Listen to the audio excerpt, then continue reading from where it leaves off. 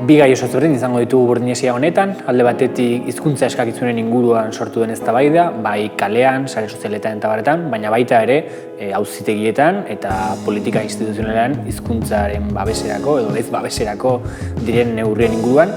Eta bestetik, bete-betean daukagun ofentsiba honetan, Frantziar estatuko pentsio reformak eman duen zeresanean, eta orokorrean Europan eta zentro imperialistan ematen ari diren erreformen inguruan estatu kapitalistak bideragarriak egin ahal izateko. Hau eta askoz gehiago gaurkoan, Burdinesia.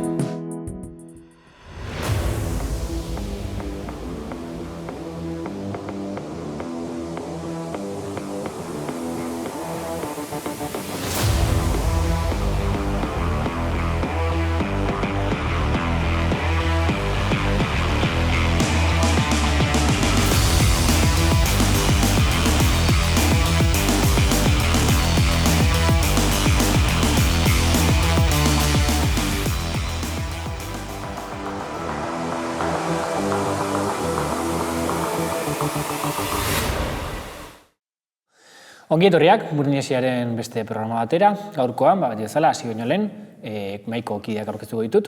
Ezkerretik hasita, Maisa Suba, ongi etorri. Eskerrik asko. Arazi Navarro. Bai, gabon. Hemen esku bialean, bere bakarrik, Andro Iatxe. Gabon, Martin. Ongi etorri. Bueno, gaurkoan pare bat gai izango ditugu tratatzeko, lehenengoa Kataluniatik, zehazki Barcelonatik iristen zaigu, ez? Baina oso gertukoa, oso hemengoa den gai bat da. Hain zuen ere, hizkuntza eskakizunen inguruan arituko gara.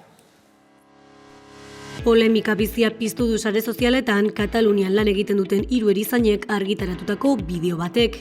Bideoan kexu dira oposizioetara aurkezteko katalana jakitea eskatzen dietelako.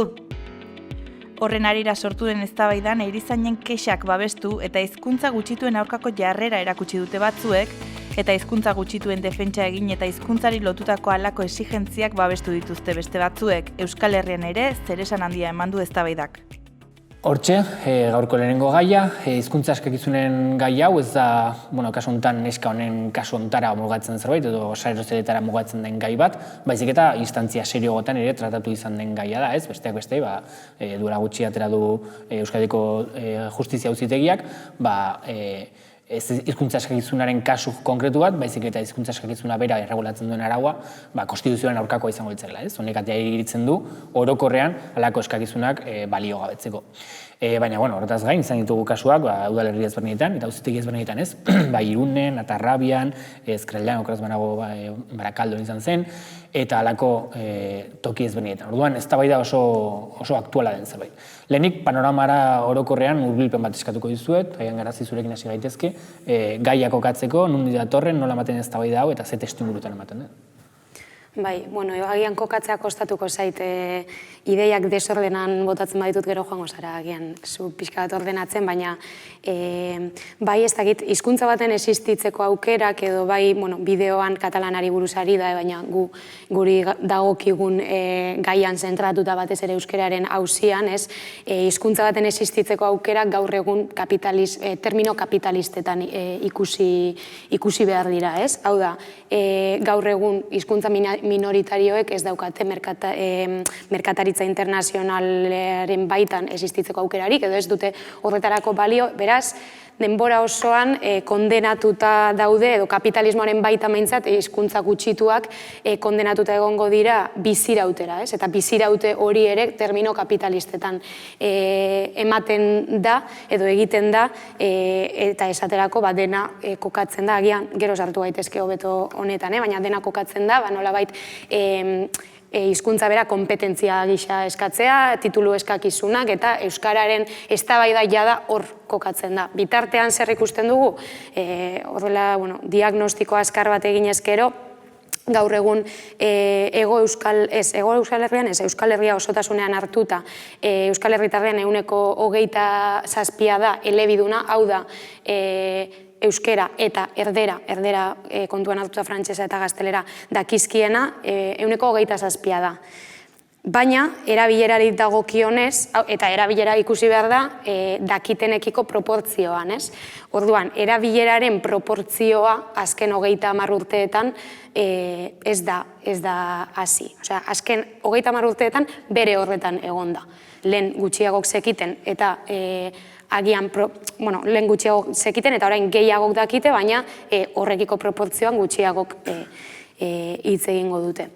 Orduan, ikusten ari gara, erabileraren berakada handi bat, eta gaur egun euskerak nola bizitzeko balio ez duen hizkuntza moduan zabaltzen denez.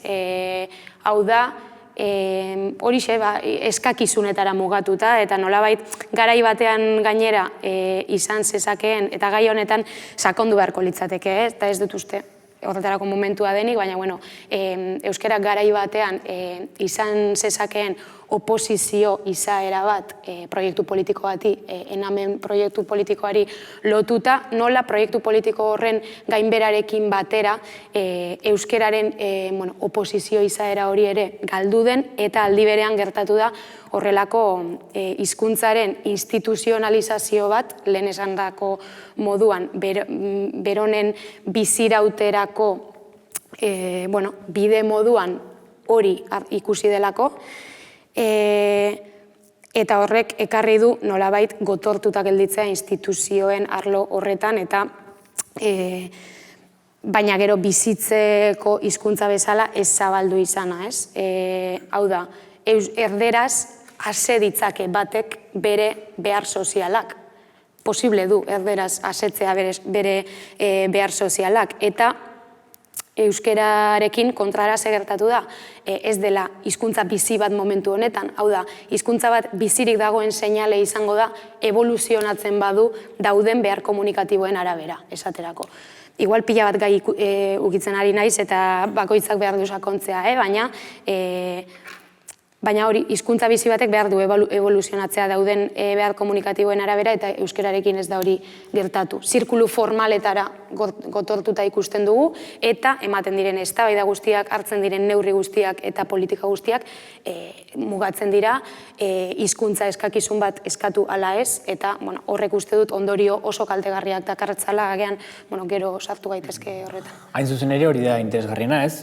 Kutsu errebelde hori edo inkonformista hori galdu badu euskera ikasteak, baina baita ere erabiltzeak edo nolakoa, horrek nola eragiten duen euskera bera babesteko politiketan. Errealitate bada, hizkuntza, arriskuan dagoen hizkuntza badela, arriskuan ezakit graduatu daiteke, baina indarra galtzen doan edo arriskuan haunetekin hizkuntza bat dela, edo zuela egoera faragoragarri bat, horren nola eragiten du horri aurre egiteko politiketan edo. Bai, nik uste dut, bai garai batean euskal, eta hau batez ere agian EAeko kasuan, Nafarroan eta Ipar Euskal Herrian desberdina delako, eta gero igual zuek justo bertakoak izan da sartu alzarete horretan, baina EAeren kasuan euskal administrazio baten sorrerarekin eta euskal funtzionariatu baten sorrerarekin euskara nolabait momentu jakin batean bihurtzen da bizi maila hobe bat izateko pasabide, ez? Eta gaur egun horregatik ikusten dugu nola, pixka bat klase ertainetan gotortuta edo dagoen hizkuntza bezala, batez ere, honekin ez da esan nahi, klase ertainek bakarrik hitz egiten dutela euskeraz, edo datu batzuk. Daude, adibidez, ikastetxeetan, hau deigarria egin zitzaidalako, A ereduko ikastetxeetan errenta baxukoak dira ikasleen 86%. Adibidez, datu hori nahiko deigarria da, ez? Horra adibidez, sindikatuek, ez azkenean askotan protagonista ez dira UGT eta Komisiones Obreras, auzi hauetan, denuntzia jartzen dutenak, ez dutenak ez dela bidezko olako hizkuntza eskakizun bat izatea, askotan argudio hor kokatzen dute, hau da, izbizitza edo dailintza hobe batzuk lortzeko beharrezkoa dira oposizio horiek, eta orduan zigortzen dena da, froga hori pasatzeko gaitasuna ez duena, edo euskera menperatzeko gaitasuna ez duena, langilekapen arteko gatazka bat izango lituzela aurkezten dute euskeraren auzi hau. Horrela da benetan, edo beste elementu batzuk izan beharko luzke kontuan? Nik uste dut hor, argi erakutsi behar dena dela, nola baiteko deriba txovinista bat, inkluso, hartu duela euskararen inguruko edo entorno politikoak, bai sindikatuen partetik, bai eta alderdi politiko eta beste eragile euskararen sustapenerako eragileen aldetik, ez. Zertara iristen dira, aipatu dugun adibide horietara, ez? Adibidez, hizkuntza eskakizunen auzian, nolabait esan da, horien nolabaiteko erradikalizazio bat eskatzera, ez? Hori balitz bezala benetan, euskararen auziari irtenbidea jartzeko modua. Eta erralki ez da, hau da, Garzik esan duen bezala, adibidez, funtzio publikorako lanpostuen oposaketetan hizkuntza eskakizun altua jarriz, edo hizkuntza eskakizuna jarriz bederen, inorako baliabiderik hemen gabe errealki langileriari eta batez ere euskara ez dakiten kapa proletario edo xumeagoei euskararekiko nolabaiteko hurbiltasun bate izateko, ikasteko eta bar, hor erreproduzitzen dena dela, euskara dutenen nolabaiteko privilegio bat edo ez, bai gutxienez bereizketa bat. Eta nik uste dut benetan hor jarri behar dela foko, ez? Hau da, euskararen benetako biziraupena etorriko dela langile klase edo kapasume edo proletargoak bere bizitzarako egunerokotasunean hizkuntza egitetik, ez? Eta hori ez dator edo ez da lortzen hizkuntza eskakizuna jarriz oposaketetan, baizik eta orokorrean nolabaiteko dinamika politiko batera txikituz hizkuntzaren auzia, ez? Eta nik uste dut hori izan dela, Garazik lehen aipatu duen bezala, euskara gaur dugun bezala, eta gutxienez gaur egun arte, bizirauta eragin duena. Langile mugimenduak, ezen amek, inkluso zabalagoan, langile mugimenduak konpromiso politiko bezala hartu zuela euskararen biziraupena, eta hori transmititu ziela ez, ondorengo generazioei. Nik adibidez, Nafarrotik nadatorrela, nik gogoan dut eta atzola refreskatzen, D ereduan geunden ikasleen gurasoak gehienetan ez zirela euskaldun zarrak, edo ez zirela inkluso euskaldunak. Baina hori bazakotela norabaiteko konpromiso politiko bat, ez? Eta hori izango dela azken finean euskara bizirautea bermatuko duena. Konpromiso politiko hori eta konpromiso politiko batez ari garenean, konkretuan ere, nolabaiteko hizkuntza zapalduen baztertze bat edo zokoratze bat dakarren logika kapitalista guztiaren gaindipena, ez? Hizkuntzaren politizazio bat beharrezkoa da eta politizazio bat langile klasearen nolabaiteko askapenaren proiektu edo emantzipazio proiektuaren baitan, ez? Bestela euskarak ez duelako esan dugun estatus akademiko horretatik edo aurrera egiteko aukerarik izango. Bai, gero egia da, esan duzuen guztiarekin ados, baina bai adibidez Ipar Euskal Herriko adibidea hartuta eta beste hizkuntza gutxitu komunitate askotan ere gertatzen dena, dela hizkuntza batek galtzen dituenean funtzioak pixkana eta galtzen dituenean adibidez funtzio horiek, administrazioarena edo zer, bai sentitzen duela belaunaldi batek ez daukala zertan transmititu hurrengoari desprestigio oso bat gertatzen zaiolako hizkuntza gutxitu horri, eta Ipar Euskal Herrian hori gertatu da, baina gero guztiz ados ez dela bidea hori, gaur egun inposatuko balira olako postuak Ipar Euskal Herrian ere, nork dauka benetan euskara ikasteko aukera, ez duzula hola lortuko populazioaren gehiengoarengan atxikimendu bat, motivazio bat euskara ikasteko, eta hortik ez dartorrela benetan hizkuntza gutxitu baten bizi berritze estrategia bat, ez beste guztia da beharrezkoena, eta gainera retxazo bat sortzen baldin badu, eta blokeo bat. Nik uste dut hori... Ez amaitzeko, nik uste dut hori dela kezkagarria testuinguru honetan, gainera proletarizazio testuinguru batean gauden honetan, nola euskara bihurtzen bada kompetentzia bat gehiago, Excel erabiltzen jakitea bezala, bizi eredu hobe bat eskaintzen dizuten lanpostuetara sartzeko, bai ari dela sortzen horrelako retxazo bat edo horrelako erreakzio bat ere sortu daitekeela, ez? Niri berezikik eskatzen hau, gazte langile belaunaldietan sortu daitekeela horrelako retxazo bat, ez? Hizkuntzarekiko berarekiko, eta nik uste dut, eta Goiatxek esan duenarekin guztiz ados, proiektu komunistak bere egin behar duela hizkuntza ondare universal bezala hartzearena, eta ez jende konkretu baten partikularitate bat eta berari eskubidea eman behar zaio horrela bizitzeko, baizik eta ondare universal bat da hizkuntza bera, hizkuntza guztiak, eta bere horretan bermatuko dituen proiektu bakarra proiektu komunista dela. Esatea. Hain zuzen ere, bestela, elikatzen dena kontrako dago, ezta? Erreakzio bat, eta de hecho elektoralki saiatu izan da hori kapitalizatzen, PSR-en kasuan, gobernuan sartu baino lehen hori zen bere kanpaina, Idoia Mendiarekin eta kanpaina nagusia hori zen, gaztelerak diskriminatzen zuela jendea ez. Beste gai batera sartzeko, bigarren zatian sartzeko, kasuntan Frantziar estatuko pentsioen erreformari helduko diogu. Frantziako gobernuak aurrera atera du pentsioen erreforma dekretu bidez. Urtea hasi zenetik 8 greba eta mobilizazio egun handi izan dira estatuan, baina bi ganberetan doaz aurrera erretreten erreformaren behin betiko izapideak. Senatuak ostegunean onartu zuen erreformaren azken testua eta arratsalde horretan ziren bozketa bera Asanblada Nazionalera eramatekoak. Hala ere, Emmanuel Macron presidenteak azken unean baieztatu zuen parlamentu bozketa ekidingo duela, gobernuak eta dekretu bidez inposatuko duela erreforma, Konstituzioko 49.3 artikuluaz baliatuta. Gau horretan bertan piztu ziren protestak hiri ugaritan eta polizia indarrek 300 lagun baino gehiago atxilotu zituzten, hurrengo ostegunerako greba orokor batera deitu dute sindikatuek. Ikustear da bestalde zer gertatuko den oposizioak ostiralean aurkeztutako zentsura mozioekin. Agian Mailizuk kokatu gaitzakezu edukiaren inguruan, legeen edukiaren inguruan eta testu inguruan. Bai, labur, erreforma hau dator jubilazio adina atzeratzera, hori 64 urtera atzeratu nahi dute, orain arte 62 zen, bada aldaketa handia, frantses langileen bataz bestekoak 62,4 hilabetetan hartzen du orain arte jubilazioa orduan bada. Baina gero kotizazio urteak ere nahi dituzte atzeratu, hau da, 53 urtez kotizatu beharko da. Orduan, esan nahi du jende askok 67 urtetan hartuko duela jubilazioa, ez 64-tan. Hori aldaketa nagusia.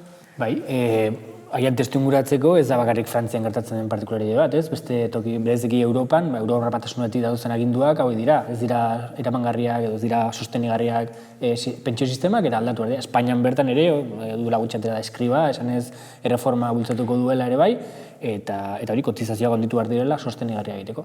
Honek nola aukatzen du programa europeoan gutxienez? Bai, kontua da, Frantzia dela jubilazio adina apalena daukana konparatuta beste Europako herrialde gehienekin, eta hori bai ala bai aldatzea eskatzen diote, eta aldatu behar du gastu publikoa murriztu nahi badu, eta hori bai ala bai da aldatu behar duen zerbait, 0,9%koa den defizita, 0,3 pasa behar du, eta hori, diru hori da aurreztu nahi duena, eta hori da baita ere Macronentzat froga bat, agintari kapitalistei frogatzea, gai dela reforma liberal horiek, momentu hontan sistemak eskatzen dituenak, gai dela horrera ateratzeko, eta beste hainbat erreforma ere zentzu hortan doaz orokorrean. Agian aspektu politiko hortan sartuta azkenik ez, eta denei galditzen dizuen zerbait da, ja orokorrago hitz egin da hontaz, kontua da, kontuek kuadratu behar dutela, murriztu behar dela gastua, baina aldi berean hori oso ez dela bat ere atsegina jendearentzat eta elektoralki ez dela bat ere jasangarria. Orduan, adibidez Espainiakoa ikusita, esan duena, eskribak aurkeztu proiektua eta bere ideia da aurkeztea kontu batzuk proposamen bat Europari eta 3 urtera berriro aldatu behar izatea, badakielako ez duela kuadratuko zenbakiek, baina bakarri da pasair del paso, gaztelera esaten dena, ez? Orduan nola kudeatzen da, ez? Frantziaren kasuan, komentatzen zu ere sindikatuen papera zein izan den, sindikatu dituzten mobilizazioak eta bar, baina nolako pulsoa dago benetan gobernuaren eta sindikatuen artean, ezakit, ja osatzeko orokorrean nola uste duzuen emango dela aldaketa gogor hauek eman behar badira, nola emango diren, ez bada elektoralki sostenigarria bere gintzat. Alde batetik esango nuke, sekulako mobilizazioak izan direla kasu honetan, benetan populazioaren gehiengo handi bat dagoenen kontra eta kalera atera da, baina oso kontrolpean. Sindikatuen rola izan da, hala ere, mobilizazioek ez ezatela ezten da egin, mobilizazioak izan dira nahiko separatuak denboran, ez da egon greba mugagaberik benetan ekonomia blokeatzeko eta estrategia sendorik, orduan horien rola izan da negoziatzaile onak bezala agertzea gobernuaren zerbait lortu alizateko, baina kontrolpean eukitala ere, ez ezala egoerak eztan da egin.